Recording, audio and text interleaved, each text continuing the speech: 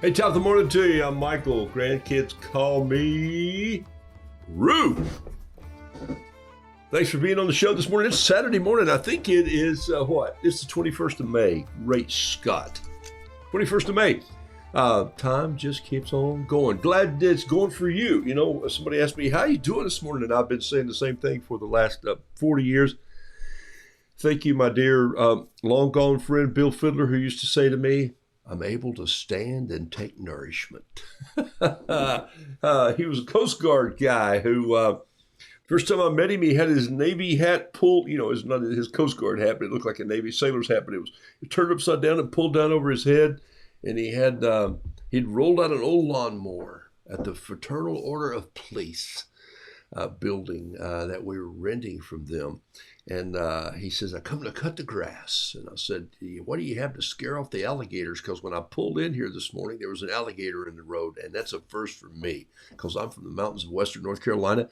And I'm not really into alligators blocking my drive in.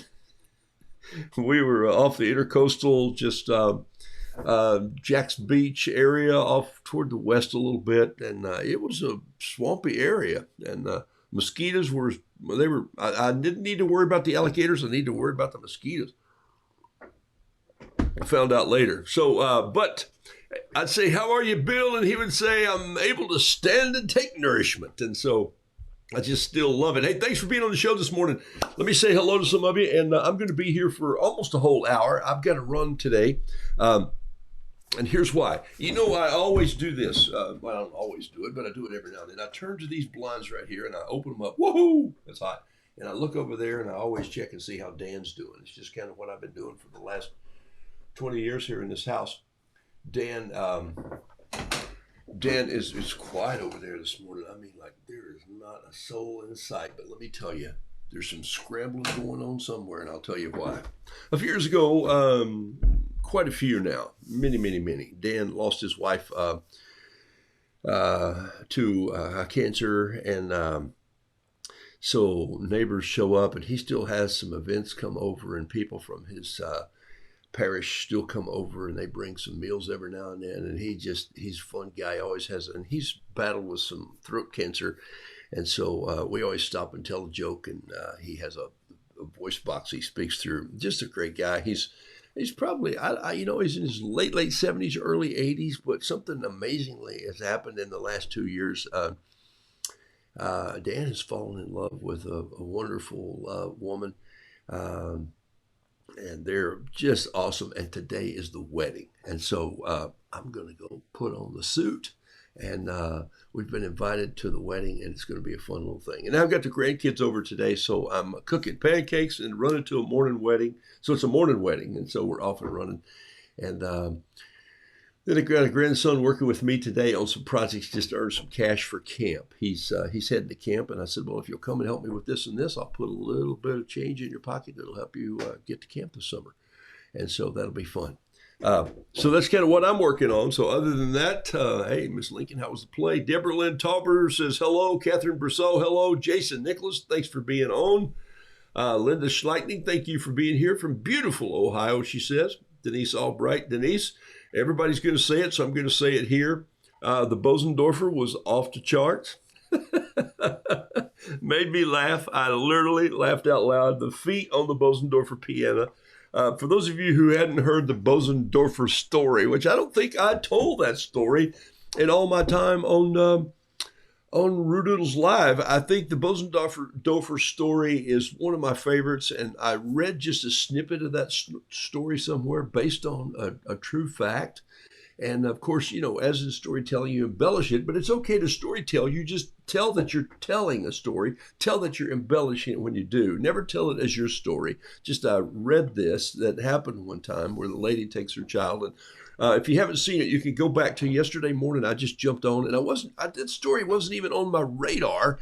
And then I started thinking about how can I encourage my dear friends, you people, at the end of this lens, in all parts of the country, how can I encourage you just to keep on?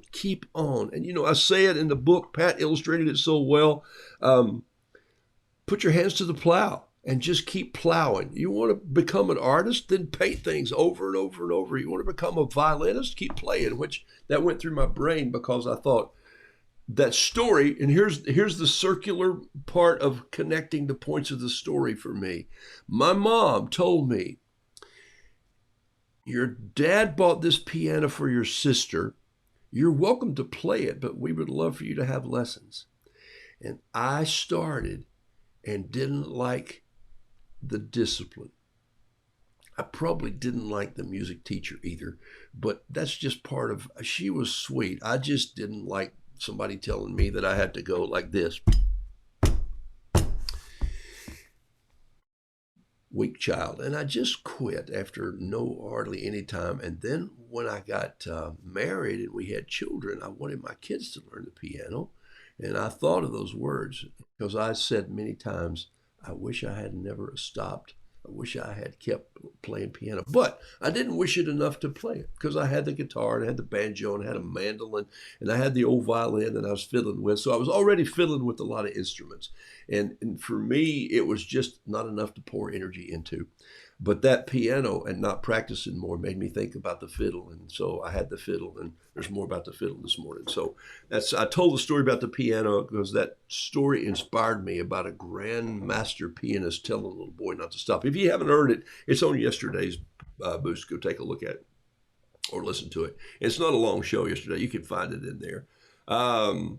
So Karen Pikert, hello. Paula Lindy, Sue Kane, Jennifer Thistle, John Robert Small, thanks for being on the show. Linda Bryant, woo-hoo-hoo. Kim Sheets, Nancy Catlett, blessings to you. Karen Bender, feeling like a jig. Yes, started off with a little fiddle tune jig there because I had a fiddle on the brain. That's the reason. Noodle, doodle, fiddle, piddle. Fiddling is that. Did you notice it's like or it's a violin, and it's a beautiful instrument that'll take you places. I didn't learn to play very well. As a matter of fact, I gave mine away to my grandson recently, who has just been accepted into the, and he's in the 6th grade, and now he's going to be playing in the one of the first orchestras just in the school, and it's really an accolade having him in there. We're so excited. Frosty, Minnesota. Holy smokes, Ann Wester. I don't even want to hear that. Sharon Clark, good morning from you. Randall Taylor Craven, June Jones. Linda Schleichning, I said hello to you. Lori Stanley Handelmeyer Henderson. Rhonda Dehart from Faith. All right, y'all are all jumping on. Use this as a Saturday morning time to catch up with a bunch of people. Beverly Schmidt from Greenville. Pat Lightbody, Alice Durham. Jimmy Jensen. Let's see what else we got on here. You guys are just writing like crazy today. You're just like, my head's down, I'm at the keyboard. In 5th grade, Jason says, my teacher told me to stop playing the trumpet. Garrison Keillor one time, and one of my favorite stories of all time was Garrison Keillor's It's called The Young. If you want to look this up and you want to hear a beautiful, constructed, told story by a master, when that dude was in the early 80s, maybe even the mid 80s, he told some stories from Lake Wobegon that were masterfully constructed. If you want to see how a story is put together and how he goes through it, and you won't know this, but I read a lot about him and studied his style, how he wrote the story, and then he would walk and tell himself the story. And that's what I do. I drive and I tell myself stories, and I work through pieces and I drop it. I don't memorize any of my stories. I never tell them the same way twice. These are stories that I either was learning and when I was teaching storytelling, but also that I make up on my own. But I know where I'm going to land the plane. That's important.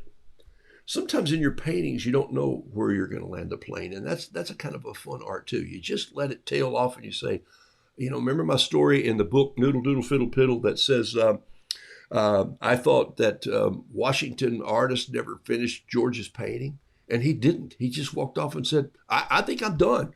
I will never capture a better likeness. I don't care about all that other stuff over there. And we're finished with this. Put the brush down and back away from the easel. In fact, Jason, I think there's a mailing coming to you, and that's one of the roosters that's coming. He's holding that brush, and it says, put the brush down. It's a little bee telling him, put the brush down and back away from the easel. That's on its way for your event coming up. And let's see, we don't have time to, yeah, we do. We have another week. Next week, we'll talk about that event a little bit, Jason. I want people to know. In fact, Jason, what we might ought to do is find a time to just pop you up and grab you on a little interview and talk a little bit about that. I can't do that. I won't do it on this short notice, but we'll do that. We'll just pop in and say, oh, here we are. Here it is. Maybe we'll do it one evening or something. That'd be fun. Okay. Where was I? Oh, yeah. Story. The story is this, Garrison Keillor's story, and it's called, if you're writing this down, don't anybody find it and put the link out. I don't want the link to pop up on the page. It doesn't need to be there. I don't want Facebook to go, oh, now he's sharing old Garrison Keillor stories. So please don't do that. Just write this down. It's called The Young Lutheran's Guide to the Orchestra. The Young Lutheran's Guide to the Orchestra. You'll find it under Garrison Keillor, The Young Lutheran's Guide to the Orchestra. And basically the bottom line is this. All these people in the orchestra who come together and bring their gifts and offer them up to this conductor. The subtitle is this, or what instrument should a Christian play? Done by Garrison Keillor. I think it was 86, 87, maybe a little before that. If you want to hear a fun story, it's probably 20 minutes long. It's beautiful. Make a cup of tea and listen to it. And if you don't get a chuckle out of it, then we're done here. Okay. So don't anybody post a link, please, because I don't need that in my Facebook post for Facebook to go, now what's this guy doing? Okay. All right. So Miss Carla Hardwick, thanks for being on. Glad you're here. Music is good for the brain. All right. Yes. All right. So here we go. Let me jump into this a little bit, and let me just tell you the reason I thought of a violin. You saw me working on something this morning is because up on the wall, I have this wire violin. I don't know if some of you've seen that. It holds this quote for me. Let me go to my desktop here. Boom. There it is right there. This is a quote that is from Gordon McKenzie, who wrote Orbiting the Giant Hairball, one of my favorite books of all time. Which, by the way, is a young lady called me Thursday evening and said, you are orbiting the giant hairball. You taught us that book back in early 2000s when I was working for you. And you said, if you can do what you love and what you enjoy and what you're really good at, and you can orbit around all the mess of the organization, and they let you do that creatively, a lot of things will get done. And so I'm doing that with some people right now in some consulting work. But I quote this often, but here it is. It's Gordon McKenzie. It says, what I was made for is disruption of the routine. Not pointless disruption, but disruption with a purpose. Now that is a great quote, and that hangs in this violin right here. Let me show you this violin. I have to be very careful with it. I made this violin several years ago, and there it is right there. It even has a real fiddle peg in it, And then it has an old-timey looking fiddle peg that I just whittled out of a piece of old cedar. This is what we call baling wire on the farm.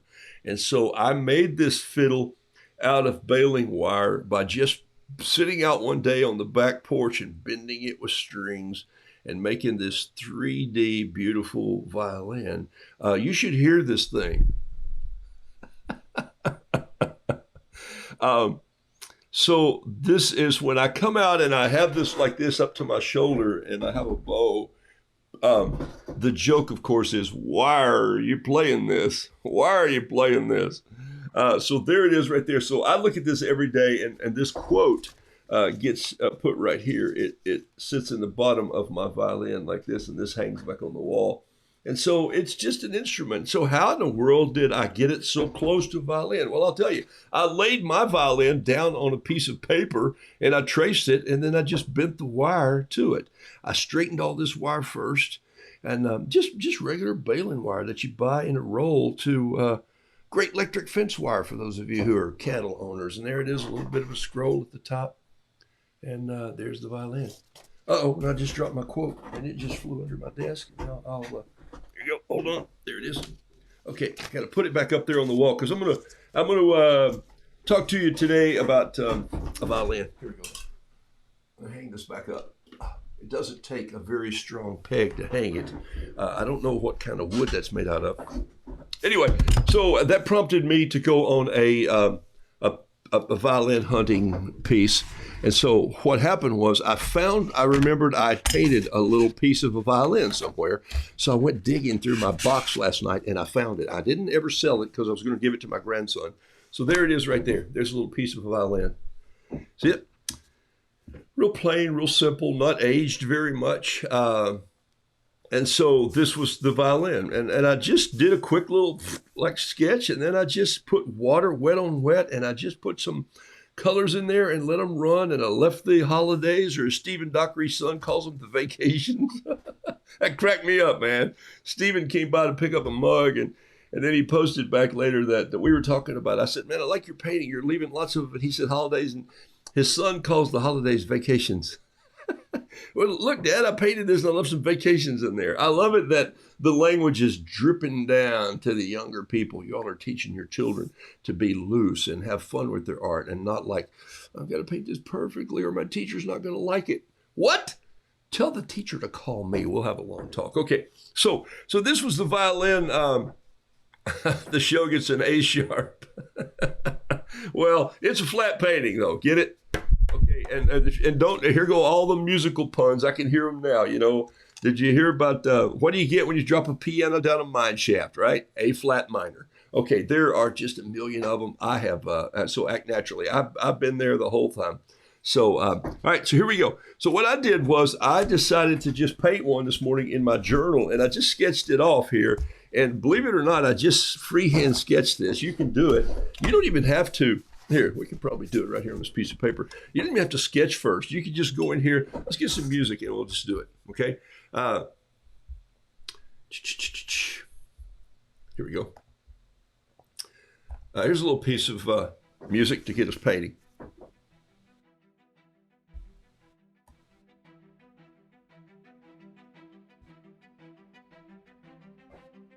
Ooh, I like this. I've never played it before. What's it called? I don't know. I hid the title. All right, here we go. Let's see here.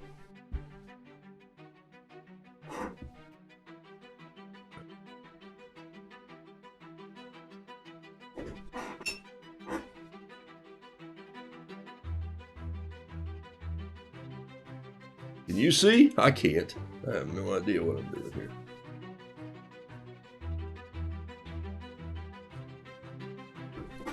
All right, let's grab a little bit. Oh, probably should have started with, maybe I should have started with the drawing. You think that would have been more fun first? I don't know, maybe.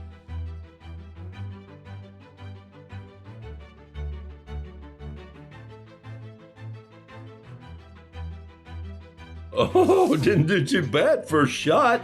Got a little wild right here, but I'll box that in somehow and turn it into part of the violin. Violins are all glued together, and there's no fasteners in there. If you've never seen a luthier build a violin, it is an impressive thing. I was part of I hired a violinist a few years ago when I first came to Charlotte, North Carolina. She came from, and trust me, she's blessed to be out of there today, Siberia. And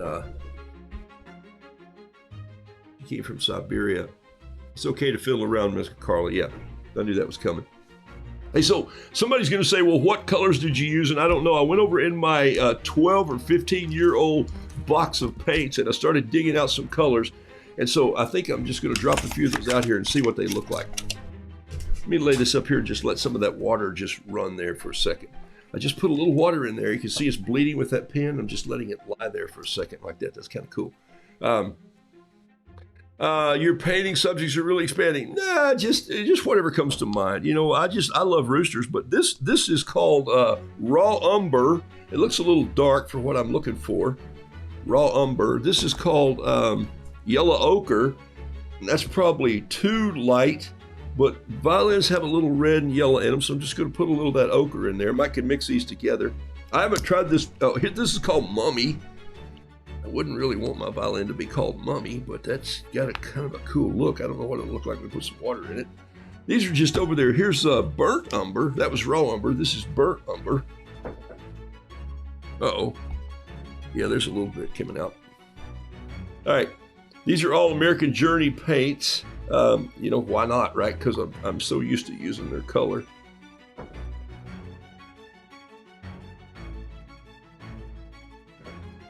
This is burnt sienna. What's that sound like? An old town in old western town. Burnt sienna. Old sienna. Whoa, you got burnt sienna and old sienna. That's an older town. Oh my gosh, look at that. How in the world did they get that to be old and that one to be burnt? They messed that up. This is called Lucky Penny. Lucky Penny is what this is called right here. Well, that looks like it's got some serious red in it, which would make sense. Kind of think copper, wouldn't you, if you hear Lucky Penny? Harvest Wheat. I don't know if I can get anything out of this one here. Harvest Wheat. Put that right here because there's not. Okay. Harvest Wheat. I'm just going to keep that for the label, but I think it's history. This is quinacridone. No, it's quinacridone gold. Boy, that is a mouthful. Quinacridone gold. There it is right there. All right, so this ought to give us enough. I've just plowed through about every brown. Oh, I think there's one more here that I didn't get. It's called, and I think I never use browns. I'm saying, no, I never use browns, and I normally don't. It's not even in one of the 6 colors that I normally just pull off the shelf. And then I'm going to put something in here really different. What is it? Magnetite Genuine. Uh-oh. Uh-oh, maybe I'm not. Maybe I have to get my Leatherman out here in a second. There you go. Broke it loose. Magnetite Genuine. Okay, so now I don't remember what I put where, so I'm just going to play with this and see for a second here. And I'll mark them somehow. Let's see. First of all, I think I'm just going to touch them with a little bit of water and see how they respond to my brush. Okay, that's kind of a cool looking look. Now they're all looking the same. No, that one's pretty. Well, that's a weird looking color there. That must be green gold. All right, let's see. This right here has got some violin written all over it, but it looks like one of those new children's violins that they have today that you kind of go, is this thing made out of plastic? You know, they don't look like they're. All right, so there's my colors. What was this one? All right, so there's my browns. Pull those back over here out of the way, and I'll just let me throw this piece of paper back down here. Better put on another piece of music. Don't you think I need another piece of violin music? Let's try this here. I bought 3 new paints this morning, Ruth says. Fantastic. The walnut ink is on my list. Ooh, walnut ink. That sounds good. Ruth, thanks for being on from Ireland. Pat Lightbody, I think I said hi to you. Lisa Predasaur, thank you for being on the show. Yeah, you know, walnut ink would be, that'd be great.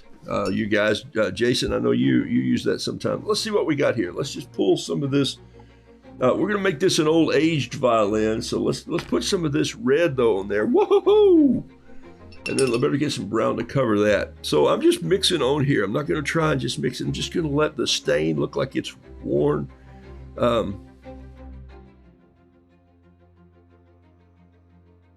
Too much red in that. What was that? Was that the lucky penny? I think so. So it's not that lucky. Ooh, that's pretty dark. What was that? That was that the Mummy Brown? See, I don't remember now. I should have labeled them, but I didn't want to make it too official. I don't want to remember. Here's the thing. I just want to pick it up and see what it starts to look like when it starts to look like a violin. And then I'm actually going to go in here while it's still wet, maybe with this Pentel 07 and just go pick up some.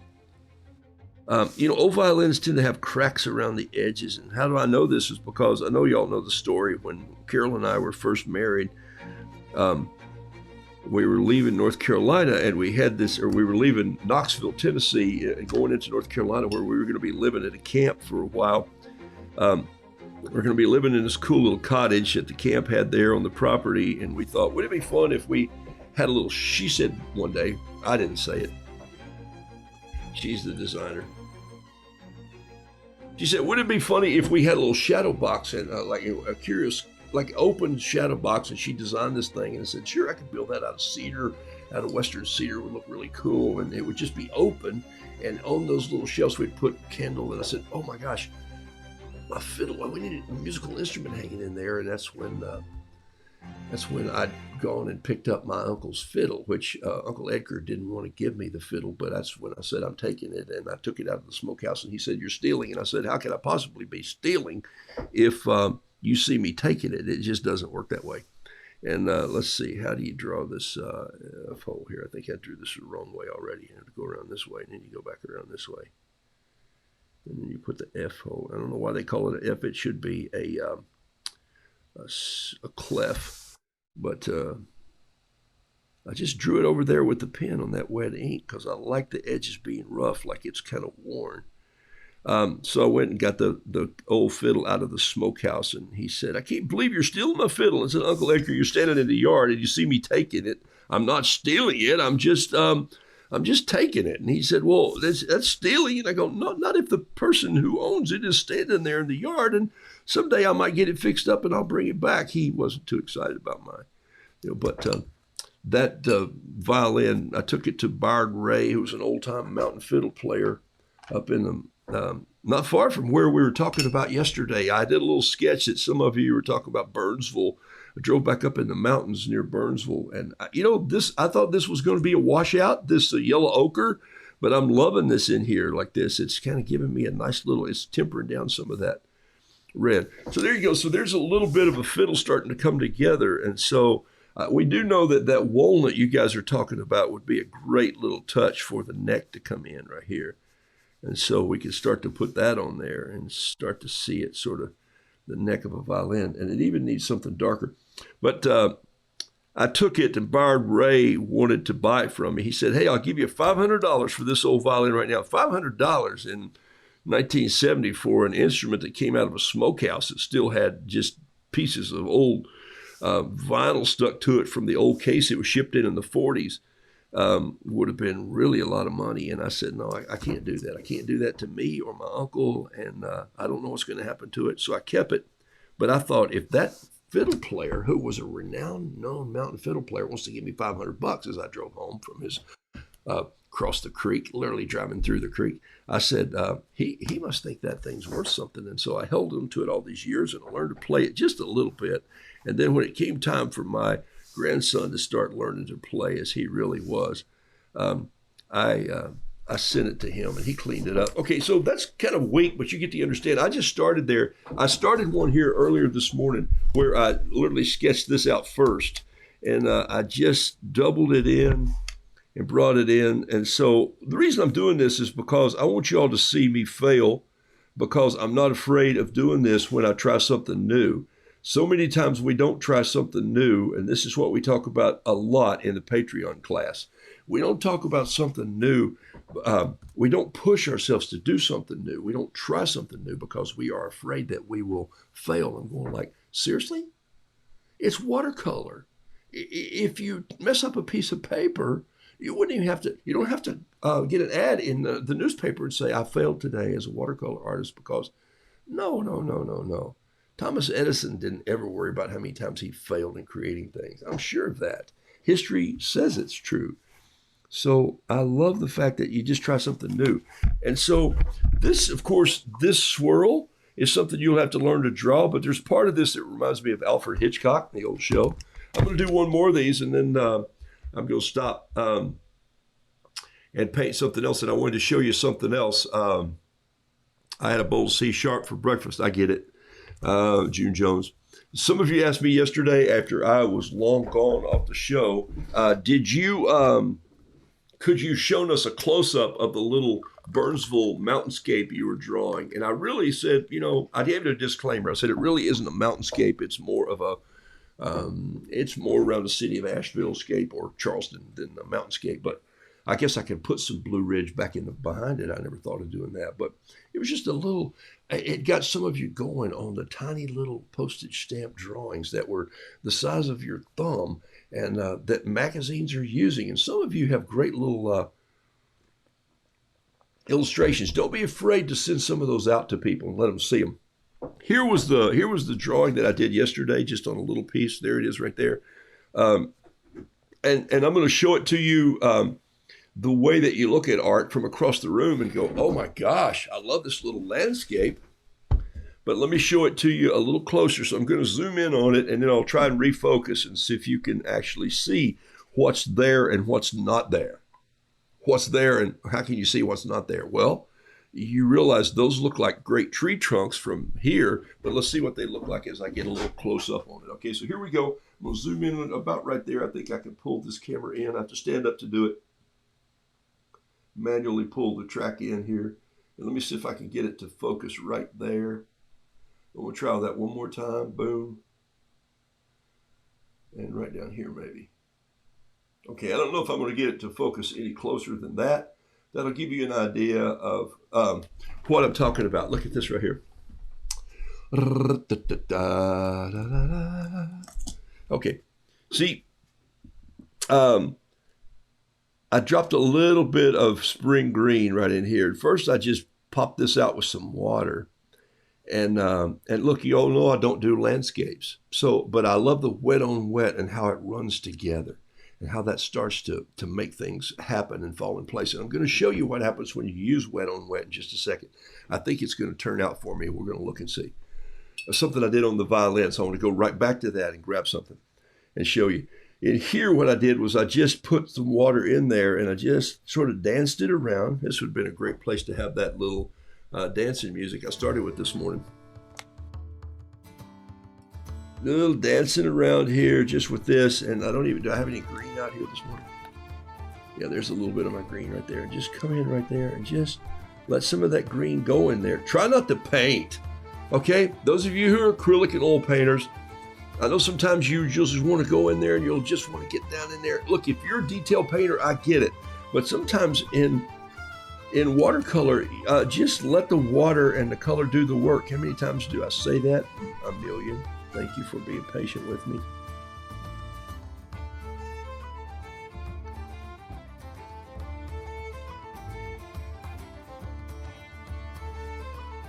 All right, so anyway, I'm going to quit. So, because I was done with this yesterday, but now there I'm messing with it. That gives you a little idea. Look, all this is just white space. These are holidays, but you can see where I put a tree trunk in there. It sort of looks like it's supposed to be there now. You see it? I don't know, those kind of look like crepe myrtles a little bit, you know? All right, back out.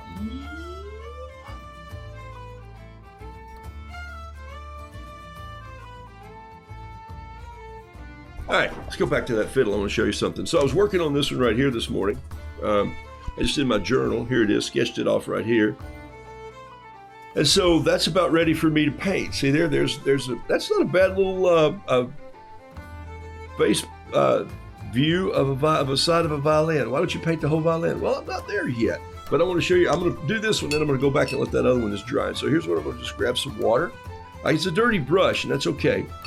I didn't really clean it out too well. I'm going to go in here, just grab this. I'm going to let this pen sort of just bleed in. Look at this. Why? Well, because it's my violin was an old violin that had been hanging in a smokehouse for about, when I got it, 35 years already. By the way, it's not still worth a fortune. It's a copy of it's made on the Stradivarius style, but it's a copy of that. And the gentleman today said probably with a good refinish, it's probably worth several $1,000s. But it's best if my grandson just plays it and loves it and keeps it, and it has become one of his violins. And he plays with a student violin in all the places he goes to and plays, but he uses this one for just pleasure playing at home and knowing that it belonged to me, his grandfather, but also to his great-grandfather's brother. My dad got a guitar at the same time that my uncle Edgar got the fiddle, and my uncle Mel got a banjo. And Uncle Mel could play the banjo pretty well. I heard him play when I was a kid.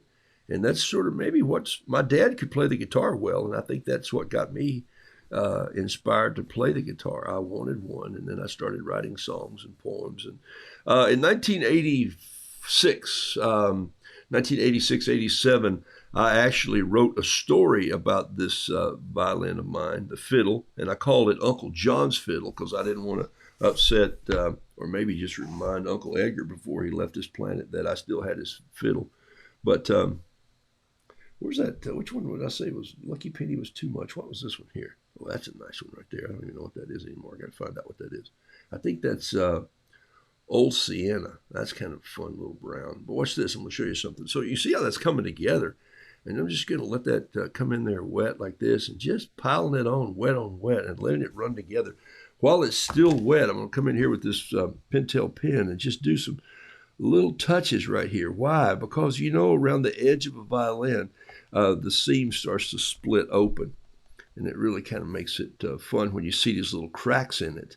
So now I'm going to come in here. Watch this. I'm going to come in and do the F hole right here. This is the sound hole. This is where all the sound comes piling out of the violin.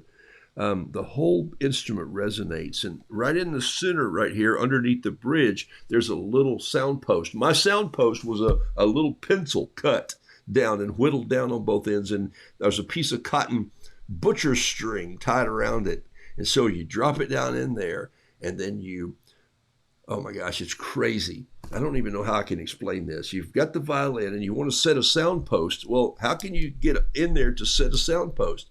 You do it with a string. This is the craziest thing. Can I just teach you something here for a second? This is the inside of a violin. Okay, here it is right here. So pretend that this is the surface and it's got the bridge up here. Okay, so you're looking down through the end of it, and here's those F holes right here.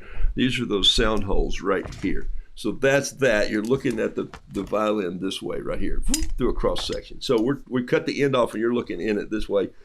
So there's this sound post. It's supposed to sit, this wouldn't be that thick. So there's a sound post that's supposed to sit right here. It's supposed to be right there. And that's just a brace and support because a lot of pressure gets pulled on the string. Some of you who are violinists who know this. So the way you get a sound post in, my sound post didn't come with the violin. They lost that one a long time ago because it gets weak and the strings are not on it and the pressure and humidity changes it and it expands and contracts. This had fallen out. So somebody had taken a pencil and they had cut it down to fit, just cut two pieces off, and they tied a piece of string around the pencil like here. And they let the string drips out like this. So here's the string would be tied here. And so you drop the sound post down in the violin through one of the F holes like this. And then you dangle it around in there like this until the string comes out the other hole. And then you've got it. And then you take that string and you use it like this and you lay it on its edge back here so it gets a little bit of attraction. And then you slide it up with the string. So you snap this in place. Crazy, isn't it? People are smart. But all these instruments had a little sound post that sit right in there. So there'd always be a little rough spot here And then mine always has some surface cracks where the wood over years starts to split a little bit and just crack and dry, and humidity changes it. And so that's what I was after when I put this in here, wet on wet. I'm not really trying to make pin marks. I'm just trying to make splits in the wood, and I want them to look dark. Why do they look dark? Because dirt gets down in there and fills them up a little bit. And so you see how it's beginning to get a little age on it right there? So the one that we were working on a minute ago when you first saw me, take a look at right here, these little marks. Can you see those? That's almost impossible to paint or draw. That's just done with water and ink. And so I love what happens there when you put that in there. And so this was the first one I did for my grandson several years ago. And what I might do now is I'll put some of this water back in here with this paint. I like this color right here. This is a cool color. So I think that's my sienna. So I'm going to grab some of this right here. Just bring it up, and then I'm going to just age this violin a little bit like I did over the other. I'm going to grab some little, I'm using a Pentel 07 here and just letting that ink barely run up. I'm really not trying to make a mark. I'm just sort of letting the little line, the ink go up this way because I'm pushing it with my brush just a little bit. Is that cool? So that's what I discovered last night while I was doing this and just practicing. Well, last night, seems like last night. It was this morning about 7:30. And then these need to have little baffles in them, and little edges are chipped off. And so I could come in and put all sorts of little things in there that just make this look differently. All right. So there's a little bit of a violin lesson. Did you know you're going to get a violin lesson today? Ta-da! All right. Let's see. Any questions? I don't think so. Gosh, what he's doing today. No questions. Do Lamy pins have problems on the airplane? There's a question for you. No, my Lamy does not leak on the airplane. It seems to have plenty of pressure or space in the tube for expansion. So that is over. I've even used it on the airplane. If depending on if you have a medium point, a fine points. I don't have a fine point Lamy. I have a medium point. Yeah, no, I don't. I have a medium point Lamy, and it is bold. I mean, if I put a line down with it, it's going to take off. And I'll give you an example. Is this still wet? Here, this is still wet right here. I think. Let me show you what would happen if I were to use a Lamy on this. Take a look right here. A little water. Just let it tile in a little bit there. Grab this Lamy pen and just put it down, and look what's going to happen. I can't even put it down without tons of ink coming out.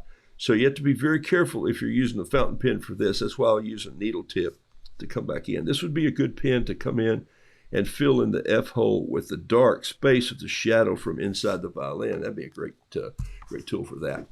So I love combining pens with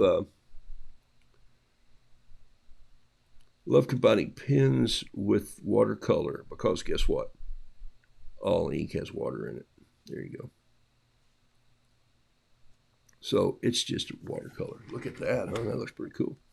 All right, I'm going to touch a little bit on this back edge right here just to blacken that up just a little bit. Not all the way. I don't want it solid. It's okay if I wiggle the line a little bit. These corners are all chipped. My violin's got a chip. It's got a place in it right there. It's got a couple little marks. There's one. All right, so now I have this aged little violin that looks like a piece of wood that's all been aged. And this is on my little journal that I'm always doing B's in. So I'll have to put a B on there and go play in B flat. I've been into B. Oh, great. I found it. I was looking for that painting because somebody wanted it. So this is just kind of my B journal as opposed to my A journal. All right, so this is the one that is going to go to my grandson. Maybe. I don't know. I might give him the other one now. Kind of like it. I want him to have one of these though. All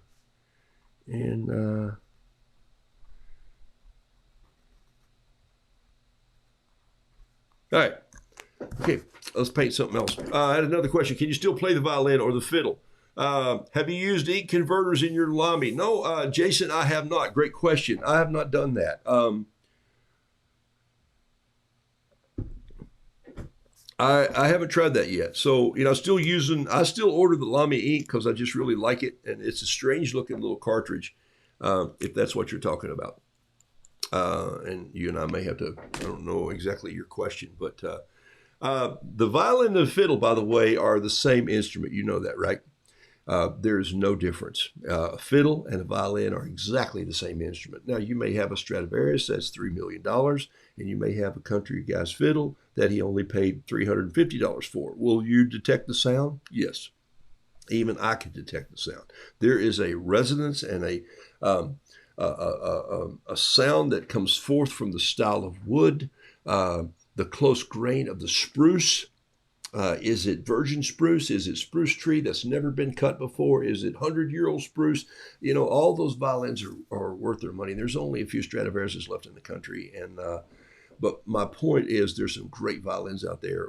When we had Elena come to Charlotte, who was living in New York, had come here from Siberia, and we hired her in early 2003 or 2004 maybe.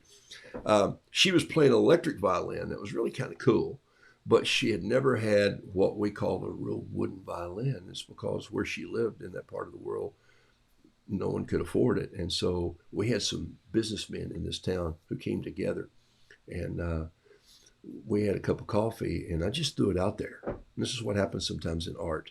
Wouldn't it be something if we put a real violin in that woman's hands? What would happen? What would happen? Because you guys are always sending me notes that you love to hear her play. When she walks out on stage, the music of her violin changes how these people are pulled in and how they sing and how they listen. So what would happen if she had an instrument that was one of those violins? And so some men got together and they came up with a very large but decent sum of money. And we found a local luthier who was building instruments for the Chicago Symphony here in Charlotte. Just a little bit out of Charlotte. He had his luthier shop there, and he repaired violins, but he built violins, and he took a lot of contract work through Chicago. Many of the players in Chicago had his violins, and she went in and he measured the shoulder up around the clavicle and to the grip and how she played. He watched her play some, took all these crazy little measurements, and he said, this style would be best for you, and this is the sound that you're using, and this is what it is. And they picked out the woods, and then over a period of the next year, he built her violin. It's just what a great story, huh? To be part of something like that. And she still plays it to this day, and she handles it like it's a kid. I mean, it's in the car, in the seat with a seatbelt. Okay, but okay. Wow, Stephen Dockery wants to know if it was Kurt Whitehouse. We'll talk about that. Love it, man. I know who he is. There, I'll just go that far, but I don't think so. All right, here we go. Great question. Let me go back out of these Q questions here and get into. All right, so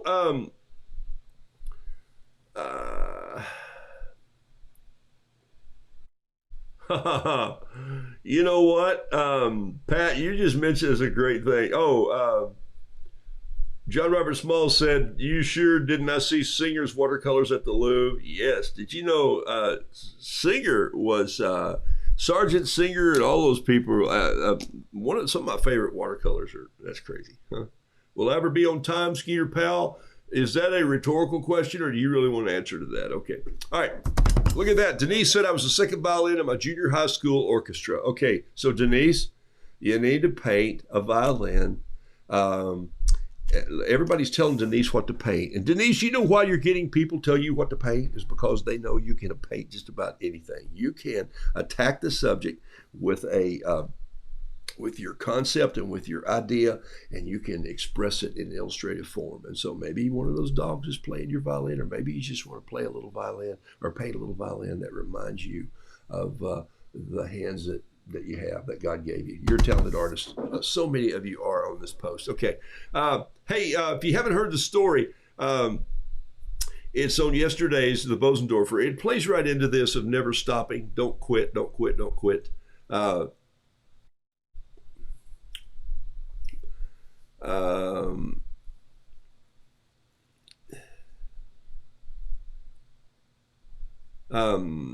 Pat, thank you.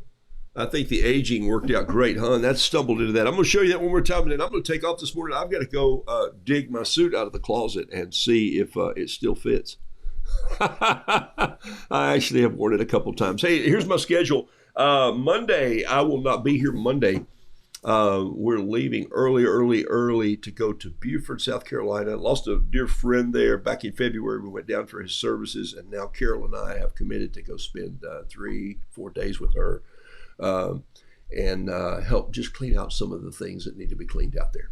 And just dear friends for more than 20-something years. And so we're going to run down and just be friends. We're going to listen for a while and line up a few things that need to be done. And there we go. Live life with her for a few days and celebrate. So that's what we're going to do. So Tuesday, though, I will do my Good News Roo class. For those of you who are in Patreon, I'm going to just come on early in the morning with a cup of tea and do a little 20-minute blast for you guys painting, and then I'll be back before we do something there at the end of the week. I love popping on Friday morning. That was a fun time, grabbing a few of you five, just random, and I might do something like that again, and then I'm in town for a few more weeks. And it's about time for an auction. I've got a few things piled up here. Shoot, we might have to auction off an old aged violin. There it is right there. There's one of them. I'm going to continue with this one a little bit. I think it needs a little more up here, but I don't want it to look too symmetrical. Good grief. Please don't say that I would be symmetrical, okay? But I like this aging process a little bit, and I like this. This one, of course, is the one that you can see where I put a little bit of that yellow in there, and now I'm going back to it. You don't see me do this much with roos, but there is a need for it. Sometimes when it dries, I'll go back and say that needs a touch of something, and so I'm just touching it right here, having a little fun with it. Please don't put yourself in a bind by thinking, I can't go back and touch something. It's watercolor. You can certainly do it with oil. I just think watercolor's harder to control. So what? It has been for ages. That's the fun thing. Give yourself a challenge here. All right. So I'm going to take a little bit of darker brown, though, in a minute. And I'm going to go right in here and just clean up this edge just a little bit. I want some of those white chips on there because it's been dropped and dinged and hit the corner of the counter, and you walk through goofing off with it. You drop it in the floor. Try not to, but you do sometimes. Okay. So there it is. That's getting there. I'll throw one of these in the auction. This one is going down the bunny trail. It's gone. Okay, that's in there. I've got another one. This one's going to my grandson, and I think I have one more that I just started on 300-pound paper, and it's here. So I did another one, but look, these are the colors that I picked out this morning. So I didn't paint this one nor this one with the colors that I had this morning. That's just some of my browns, and I'm just kind of going around here and watching them. And by the way, I didn't go, oops, wrong color. If I put it in there and it was too red, I pulled another color in over it. And so that's what I want you to get used to doing as you're just playing here and making that work. I think this is a finished painting.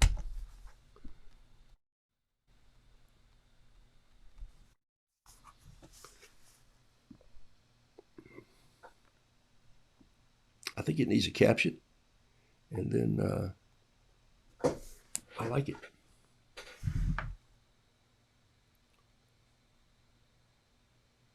One day I'll dig up my poem, and one day I'll dig up that poem, and I'll actually share it with you. I don't think I have the words of it written down anywhere. Let's see. Where is that? Where is that album? I thought a cassette out here on my desk. It's called Uncle John's Fiddle, and I recorded it live in front of an audience in 1987 on an album that I was doing called Profile. Yeah, that's scary, isn't it? Oh, here it is. Look at this. Look at this. Here we go. Look at this. Oh my gosh, is this guy with the clean haircut? Michael Hahn, Profile. Had a little company then called Creative Ventures. Cassette tapes, they have to come with their own pencil, to wind in there. So look at this. It even has the words, except for Uncle John's Fiddle, which was a recited piece that I just did. I learned it and just did it. So the recording was done almost live. Thanks to the folks of Hilton Head, Savannah Young Life, who applauded so graciously on cue at a late hour. So I set up and did a late night concert at this event. And Neil Gustafson, Gus, my friend, came in and set up all the recording gear. And we recorded this album live. So it was 1987. And there it is right there. It's called Profile. And that was an album that I did. I did one cassette album, I did 2 vinyls, and then I did 2 more cassettes of storytelling. All the songs written by me, and it was 1987, Creative Ventures. That's a company that I had at the time. Golly, Sweet for Life, Without Him, Do You Know, Finally, Profile, Happy Man, The Other Annie's Song, Uncle John's Fiddle, and Beyond the World. Wow. Hey, life goes on, people. All right, paint something different today and just paint something. Hey, Denise, you may have the answer to this morning's riddle. Paint something out of your past. Maybe grab something that you used to do as a child, collect rocks or cross stitch or knit or whittle or play an instrument or bake a biscuit or something that you did. Maybe it's a favorite pen that you had. Maybe it's some keepsake that's still lying on your desk. Maybe for me, it can be an anvil. And so when you all think that I'm painting something really different, all those things are going through my mind. I will tell you this, painting with you online in the past 3 years, 2.5 years, has increased my confidence to try other things. I've never been afraid of failing. And I don't want you to be as you attempt this. So thank you all for supporting me in this live. Also, thank you for supporting me at Patreon, where we dig a little deeper, go in, and I can press a little harder to some of you and answer questions at length. So let's do that. I kind of like this painting. I'm going to go into, who knows. All right. I'm going to take off and go to a wedding. And it's funny, Stephen. A violin has strings and a fiddle has strings. Yeah, that's like I'm going to sing a song or I'm going to sing one. I love it very much. Look at this. All these violiners are coming out here. Look at you guys. Woo-hoo-hoo. Love it, love it, love it. The violins should go on sale for half price. Okay, we'll do that. All right, I love it. I raised this a half scale. All right, here we go. I'm out of here like a herd of turtles. A little early today. I got to go get dressed and go to a wedding and then get busy for the rest of the day. I will not be here Monday, Tuesday morning. I'll be on Patreon, Good News Roo. And take a sip, encourage somebody today. Gave away 2 paintings the other night at a little restaurant. It was so fun. So fun. I'll have to tell you about a little 10 by 10 cubicle that I set up, or a little office at this place where folks are coming in. I'm doing some consulting work, and I got everything off my brain, out of my notebook, and onto 4x6 cards and pinned them on the wall. So it reminds me of my wall here, and the one behind me here, behind this black thing, there's a giant wall with cards on it of ideas, storyboard wall, I call it. So do something creative today, right now. Take a last sip and think about somebody you're going to send a text to right now. Okay, Saturday morning, and just say, hey, thought of you this morning. Just thought of you right now. Got it.